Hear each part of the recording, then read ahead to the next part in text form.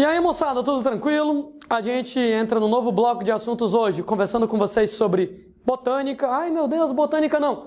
Botânica sim, né? A botânica não é um assunto preferido do universo da gente, né, moçada? Nem as plantas gostam delas mesmas, né? Imagine a gente. Mas, moçada, é um assunto que cai. A Landim não cai no Enem. Cai sim, né? Historicamente, mais ou menos uma questão por ano, né, de botânica no Enem. Com detalhe extra, que botânica é muito importante para o Enem por causa da ecologia, né? Afinal de contas, a ecologia mexe muito com o conceito de botânica. E os vestibulares tradicionais, poxa, né? Não sei porque eles gostam tanto de plantas, né? Como eu disse, nem mesmo as plantas gostam delas desse jeito, mas os vestibulares gostam bastante. Então é um assunto que é bem importante pra gente. Fica um pouco distante, né? Porque fica meio, sei lá, não muito próximo do nosso dia a dia, né? Mas, volto a dizer, vamos tentar fazer da melhor maneira possível aqui com vocês. O reino plante, o reino vegetal, também pode ser chamado, moçada, pelo nome de vegetalia ou ainda metáfita, né? Nomes frescos aí para o reino vegetal. E o que caracteriza os vegetais? Eles são eucariontes, pluricelulares com tecidos. Lembrando, né, moçada, que algas não são mais consideradas plantas, porque existem algas unicelulares e as que são pluricelulares não têm tecidos. Hoje em dia, para ser planta, planta mesmo, planta do verbo planta, tem que ser, moçada, dotada de tecido. Plantas, gente, são autótrofas fotossintetizantes, dotadas de clorofilas A e B. Eu lembro que todo mundo que faz fotossíntese no estilo das plantas trabalha com clorofila A e alguma outra, né? A e B, A e C, A e D. Nas plantas, clorofilas A e B. Material de reserva nutritiva nas plantas vai ser amido. E pessoas, em relação às plantas, a parede celular, ela é de celulose. Uma lembrança, né? Que essa parede celulose, ela vai ser derivada de estruturas chamadas de fragmoplastos, que são formados a partir do complexo de Golgi e originam uma lamela média, que é uma espécie de esboço da parede celular. E Landim, não lembro disso não. Nós falamos disso em 3 aulas lá na lista de citologia. A gente falou sobre isso quando a gente falou sobre membrana e parede celular, falou sobre isso quando a gente falou sobre citoplasma e complexo de Golgi, e falou sobre isso quando a gente falou de mitose em células vegetais. Então, o complexo de Golgi origina estruturas chamadas de fragmoplastos, que originam uma lamela média, que origina a parede celular de celulose, característica moçada lá das plantas. Nós temos, gente, que plantas não apresentam locomoção, a não ser, né, alguns tipos de células relacionadas com a reprodução. A princípio, plantas não se locomovem. Plantas não apresentam sensibilidade. Plantas não sentem, né? Planta não tem célula nervosa. Planta não tem sistema nervoso para poder sentir. Elas têm irritabilidade, né? Tu dá um estímulo, ela responde. Por mesmo estímulo, sempre é a mesma resposta. Mas não é que nem nós animais, que temos sistema nervoso, que por mesmo estímulo, eu analiso qual é o significado dele e eu posso oferecer várias possíveis respostas para o mesmo estímulo, dependendo da situação. Então, animais têm sensibilidade, interpretam o estímulo antes de responder, oferecem uma resposta apropriada para cada situação. Planta não. Para o mesmo estímulo, sempre a mesma resposta. Plantas, gente, apresentam um crescimento indefinido. O que a gente quer dizer quando a gente fala que as plantas têm um crescimento indefinido? Quer dizer que as plantas crescem por toda a vida. Ao contrário de você, que chega em um determinado momento da sua vida, para de crescer, a planta cresce a vida inteira. Claro que quando a planta fica adulta, o ritmo de crescimento dela diminui muito. Diminui pra caralho. Mas, moçada, ela continua crescendo durante a vida inteira. Aliás, que tal filosofar um bocadinho sobre isso? Por que que em animais o crescimento ele é definido? Por que que animais só crescem até a idade adulta? E a planta, ao contrário, ela tem um crescimento indefinido, cresce por toda a vida. Ô moçada, é porque nós animais somos heterótrofos, né? Isso quer dizer que a gente não produz o nosso próprio alimento, isso quer dizer que a gente tem que procurar o nosso próprio alimento. Se você crescesse por toda a vida, você ia ficar grande demais. Grande demais, você ia ficar muito pesado. Muito pesado, 2 problemas. Ia dificultar a locomoção, ia dificultar você procurar alimento e você ia precisar de muito mais alimento. Né? A gente na espécie humana cresce até lá por volta dos 20 anos de idade e para de crescer. Já imaginou se você continuasse crescendo até os 60, 80 anos de idade? Tu ia ficar com 3, 4 metros de altura? Não faz o menor sentido. Tu ia ficar grande demais, ia ficar difícil se locomover para ir atrás de comida e tu ia precisar de muito mais comida, né? Custo-benefício não compensa. É por isso que cada animal, ele cresce até um determinado ponto que lhe é adequado e para de crescer. Alguém briga comigo. Landim, mas uma baleia azul cresce 36 metros de comprimento. Para cada forma de vida, o tamanho ideal é diferente. Então, o tamanho ideal para a baleia azul é 36 metros de comprimento. Na espécie humana, 1,65 m, que nem o landim, já está bom demais. Nesse caso, moçada, se você crescer demais, vai ficar muito grande, muito pesado, dificulta a locomoção, dificulta encontrar comida. Você vai precisar de comida demais, já é difícil para a gente, às vezes, sobreviver. Precisando de 2.000 quilocalorias por dia. Já tem gente, coitado, passando fome. Imagine se você precisasse de 20.000 quilocalorias. Aí que ia ser complicado alimentar todo mundo mesmo. Então fala o seguinte, bichinhos heterótrofos, cresce até um ponto, parou. Parou, porque a gente é heterótrofo, precisa se locomover. Mas a gente, a planta, ela é autótrofa fotossintetizante. O que quer dizer que para a planta, quanto maior, melhor. Quanto mais alta ela for, mais perto ela está do Sol, melhor a fotossíntese. Quanto maior a superfície dela, mais luz ela capta, melhor a fotossíntese, com a vantagem extra. Se ela tem uma superfície grande, ela faz muita sombra. No que ela faz muita sombra, ela atrapalha as inimigas.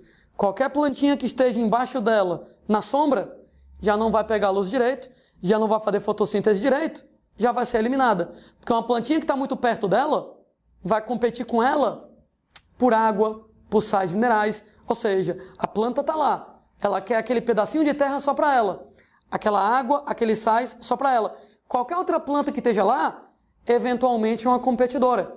Então, se ela é alta e se ela tem uma área grande, ela faz sombra, bloqueia a luz para quem está embaixo dela, para matar as inimigas e evitar a competição por água e sais minerais. Aliás, a planta, tanto é legal ela ser maior para cima, quando é legal ela ser maior para baixo. Porque quanto mais fundo a raiz for, mais ela consegue captar água, nutrientes, e aí vai. Ou seja, para os animais, não é legal ele crescer muito, porque o animal é heterótrofo. Caramba, mas a planta, ela é autótrofa fotossintetizante. Para a planta, quanto maior, melhor. Quanto mais alta, quanto maior a superfície, mais luz para a fotossíntese. Quanto mais funda a raiz, mais água, mais sais minerais para a planta poder sobreviver. E por isso que ela cresce por toda a vida. Ô Landim, e por que tem planta que é pequenininha? Porque ela vive pouco tempo.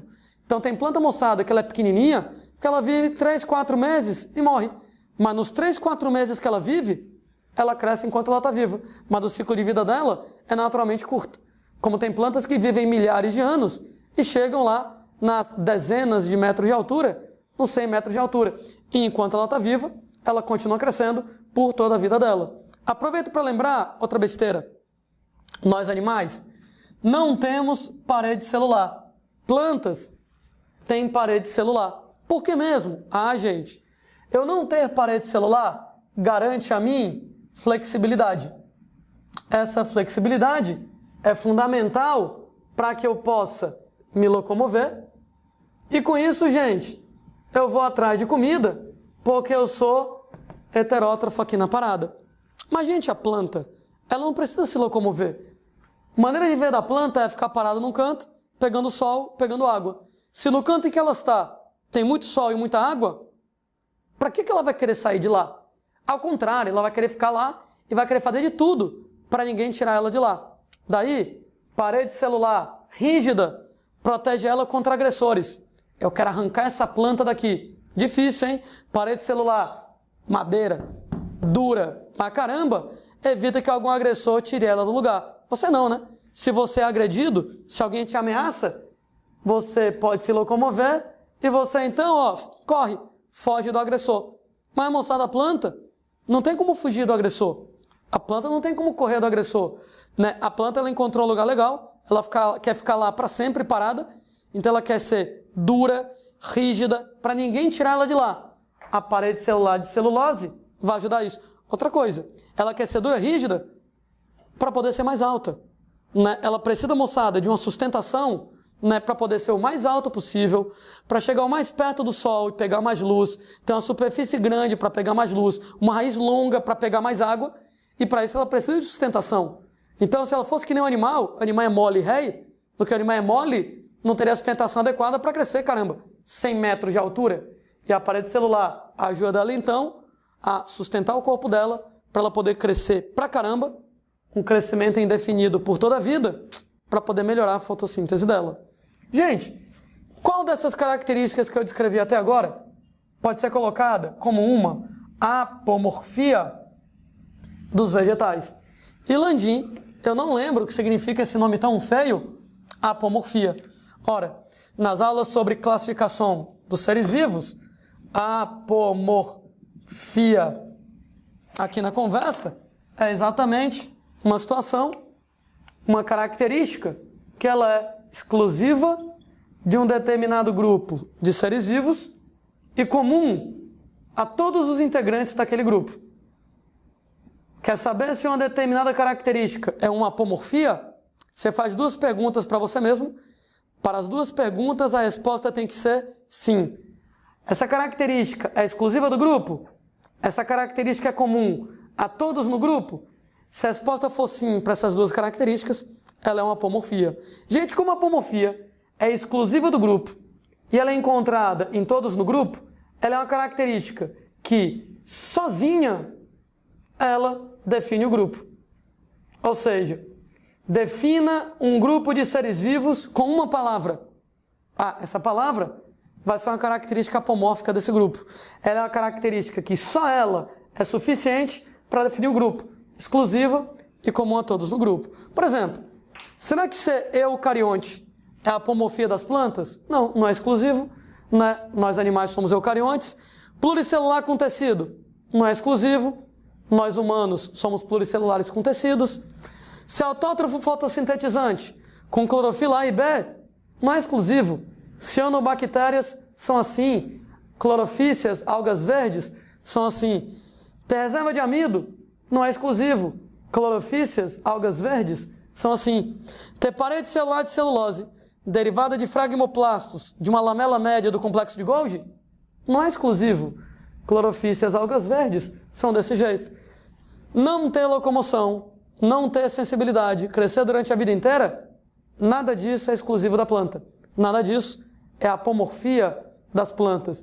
Então, Landim, o que seria uma característica apomórfica em plantas? Gente, a apomorfia que define o reino vegetal é a existência de um embrião maciço de nutrição matrotrófica. Que é o que, Landim? Beleza. Embrião maciço, sólido por dentro, não oco. Por exemplo, em animais, o embrião de nós animais, ele é um embrião oco, né? Esse embrião oco se chama blástula, ele é uma bolinha que tem um buraco dentro, uma cavidade chamada blastocele. Ele vai ser oco, né? Sendo pessoas que em plantas, o embrião, ele é maciço. Quando a gente fala, moçada, que esse embrião, ele é maciço, ele é sólido por dentro. Ele não tem cavidade interna. Dentro dele, ele é preenchido por células. Nesse caso, né, pessoas, eu posso argumentar que o embrião dos animais, lembra talvez, uma bola de ping-pong, uma bola de tênis, é vazio por dentro. Enquanto que o embrião das plantas, lembra talvez uma bola de sinuca, ele é sólido por dentro, ele é maciço por dentro, né? Além desse embrião ser maciço, ele tem uma nutrição matrotrófica. Meu Deus, o que é isso? Trófico. Alimentação, mater, mãe, uma nutrição dependente da mãe. Ora, a planta adulta, ela é autótrofa, né? Se ela é autótrofa, ela é independente em termos de nutrição. Mas o embrião não. O embrião depende da mãe para se nutrir. Ô Landim, como assim o embrião depende da mãe para se nutrir? É que nem na gente que tem placenta, que quando você estava na barriga da sua mãe pega os nutrientes via placenta e dá para você? Não, não. É mais parecido com talvez o que acontece entre a galinha e um pintinho. O pintinho depende da galinha para se nutrir. Claro, né, moçada? Quando a galinha faz o ovo, ela bota no ovo todos os nutrientes necessários para o pintinho se desenvolver. Uma vez que o ovo ele foi colocado, aí a galinha não tem como dar novos nutrientes. Mas, a princípio, a nutrição do pintinho depende da galinha. É a galinha que fez o ovo, é a galinha que colocou os nutrientes para o pintinho se desenvolver. De maneira semelhante, é assim com a semente de uma planta. Né? Dentro da semente tem um embrião, a planta vai colocar dentro da semente todos os nutrientes necessários para o embrião se desenvolver. Claro, né? Que quando a semente se separou da mãe, a mãe não tem como dar mais comida para a semente. Mas, de qualquer maneira, a nutrição do embrião dentro da semente é dependente da mãe. A mamãe planta colocou os nutrientes dentro da semente para a plantinha conseguir se desenvolver de modo adequado. Somente plantas têm um embrião maciço de nutrição matrotrófica. É exclusivo das plantas. Todas as plantas têm um embrião maciço de nutrição matrotrófica. O que quer dizer que é uma característica exclusiva, comum a todas as plantas, de maneira que essa característica sozinha define o grupo. Defina plantas com uma característica: embrião maciço de nutrição matrotrófica. Todo mundo que tem essa característica é planta. Todo mundo que é planta tem essa característica. Inclusive, se a gente coloca uma daquelas árvores evolutivas separando as plantas do resto da galera, gente, o embrião maciço de nutrição matrotrófica, desculpem a letrinha pequenininha, vai ficar bem aqui. Ou seja, se você faz uma árvore evolutiva separando as plantas de todos os outros seres vivos, o embrião maciço de nutrição matrotrófica também aqui, toda planta tem isso e ele é exclusivo das plantas, somente as plantas têm isso. Aproveito para lembrar que esse é um dos motivos pelos quais algas não são mais consideradas plantas, né? A gente vai estar falando aqui sobre plantas e as algas não vão participar da nossa discussão. Gente, classificação atual dos seres vivos, algas não são consideradas plantas. E sim, gente, elas são consideradas protistas. Quais são os mesmos argumentos para que algas não sejam plantas e sim protistas? É que algas, elas são unicelulares ou são pluricelulares, sem tecidos. Como eu estava comentando, para ser planta, planta de verdade, tem que ser pluricelular com tecido. Como existem algas que são unicelulares e as que são pluricelulares não têm tecidos, automaticamente a alga não é planta. Motivo número 2, algas não possuem embrião. Rapaz, eu não venho nem colocar assim, algas não possuem embrião. Embrião maciço de nutrição matrotrófica. Nem precisa escrever isso. Algas não têm embrião maciço de nutrição matrotrófica. Basta dizer que algas não possuem embrião. E ponto final. Algas não têm embrião. E ponto final. Lembrando, moçada, que de todos os grupos de algas, as algas chamadas de algas verdes, as clorofícias, algas verdes ou clorofícias, são as algas mais próximas das plantas. São as algas, moçada, evolutivamente mais próximas das plantas dos vegetais. Por que mesmo, hein? Que as algas verdes, por que mesmo? Que as clorofícias são evolutivamente as mais próximas das plantas. Ah, porque elas apresentam os mesmos tipos de clorofila. Exatamente, as clorofilas A e B, elas apresentam o mesmo material de reserva nutritiva na forma, gente, de amido, e elas, moçada, apresentam parede celular de celulose derivada de fragmoplastos, derivada de uma lamela média produzida a partir do complexo de Golgi. Quer dizer, então, que se for questionado por que de todas as plantas, todas as algas que existem, as mais próximas das plantas terrestres são as algas verdes, está aqui. Plantas terrestres e algas verdes são as mesmas clorofilas A e B, é o mesmo material de reserva, amido, e tem parede celular de celulose, formada a partir de fragmoplastos, lamela média, complexo de Golgi. As outras algas, euglenófitas, crisófitas, pirrófitas, algas vermelhas, rodofícias, algas partas, ceofícias, não tem isso. Elas não têm isso. Então, as algas verdes, clorofícias, têm isso. Algas verdes, apesar de serem as mais próximas às plantas terrestres, também não devem ser consideradas plantas. Também não devem ser consideradas plantas, porque algas verdes podem ser unicelulares ou pluricelulares sem tecidos, e porque algas verdes não têm embrião. Já que nenhuma alga é considerada planta modernamente, nem as algas verdes, que são as mais próximas, são consideradas plantas modernamente, quem são as plantas de verdade verdadeira nas classificações mais modernas? 4 grupos de plantinhas. Número 1, briófitas, moçada? Briófitas equivalem aos musgos, principalmente. Pteridófitas, representadas basicamente pelas samambaias. Nós vamos ter gimnospermas, moçada, representadas pelos pinheiros. E nós vamos ter as angiospermas, onde as angiospermas, elas são quaisquer plantas que apresentam flores e frutos. Ou seja, orquídea que tem flor, manga que tem fruto. Vou colocar aqui um exemplo. Gramíneas são angiospermas. Grama é angiosperma, capim é angiosperma, e alguém do outro lado aí deve estar pensando, como assim, Landim?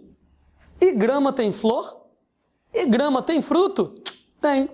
Só que o fruto da grama, a flor da grama, é bem pequenininho e você passa batido. Mas se você chegar bem pertinho da grama, você vai notar em determinadas épocas do ano, nas épocas de reprodução, que grama tem flor, grama tem fruto, grama é angiosperma. Inclusive, o fruto da grama se chama grão. Já parou para pensar nisso? O nome grão vem de grama. Grão é o fruto da grama. Alguns tipos de grãos são comestíveis, Alguns tipos de gramas produzem grãos comestíveis. Quem é de interior e já viu um pé de milho, já viu lá, um pé de arroz, já viu lá um pé de trigo, parece pra caralho, gente, com capim. É muito parecido. Tudo é do mesmo grupo, é tudo gramínea. De maneira, moçada, que arroz é gramínea, trigo é gramínea, milho é gramínea, o que quer dizer que grão de trigo, grão de arroz, grão de milho são exemplos de grãos comestíveis. Então, grão é o fruto da grama, grama tem fruto, grama tem flor, grama é angiosperma. Algumas gramíneas que produzem grãos comestíveis, grão, o fruto da grama, incluem, por exemplo, lá, trigo, arroz e milho, por exemplo.